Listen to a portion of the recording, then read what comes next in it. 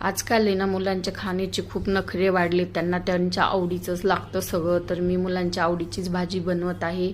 त्याच्यासाठी कढईमध्ये टाकले तेल, जिरे, मोहरी, तेजपत्ता, ठेचलेलं लसण आणि याच्यामध्ये टाकून घेतलाय बारीक चिरलेला कांदा. याला मी छान परतून घेणार आहे आणि हा छानपैकी परतून झाला की मग मी याच्यामध्ये टाकणार आहे थोडासा बारीक चिरलेला टोमॅटो.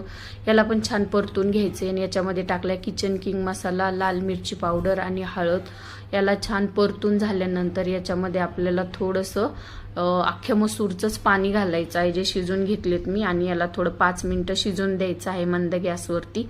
आता याच्यावरती छान तेल आले. आता तुम्हाला समजलंच असेल की मी अख्खा मसूर बनवते.